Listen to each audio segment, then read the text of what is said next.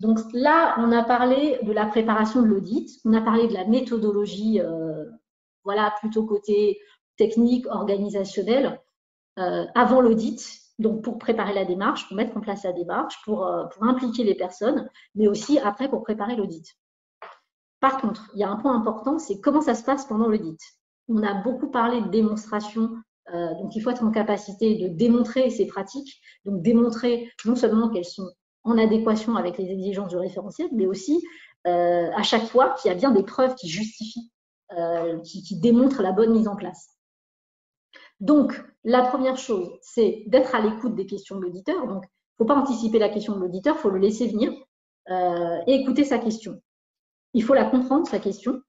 Ensuite, faire le lien avec ses pratiques et les indicateurs du référentiel. Franchement, si vous ne comprenez pas la question, vous lui demandez de reformuler. Voilà, c'est tout. Faire le lien avec vos pratiques et l'indicateur. Et ensuite, répondre à sa question.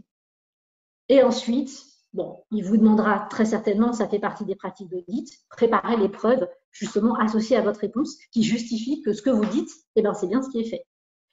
Donc, apporter une réponse claire et précise aux questions. Donc, dans ce cadre-là, une petite peut-être recommandation, c'est même si vous êtes le pilote de la démarche, vous n'êtes pas nécessairement obligé d'avoir toutes les réponses. Donc, si ce n'est pas le cas, sachant que l'objectif, c'est que l'auditeur reparte avec tous les éléments de réponse dont il a besoin, c'est de ne pas hésiter dans la préparation de l'audit de certification, puisque l'auditeur vous enverra un plan d'audit, c'est de bien identifier les personnes ressources autres qui pourraient venir vous appuyer sur certaines thématiques, puisque vous n'avez peut-être pas la maîtrise de la totalité des sujets dans l'organisation.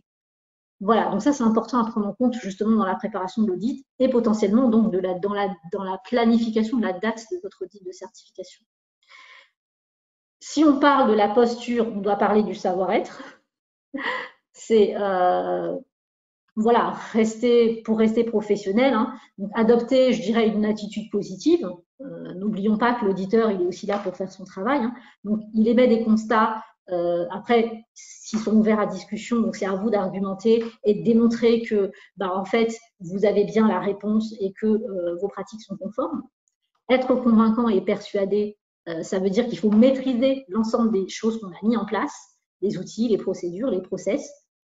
Être pragmatique et factuel. Donc, c'est-à-dire, l'auditeur pose une question, vous n'avez pas compris, vous lui demandez de reformuler et vous apportez une réponse de manière assez concrète.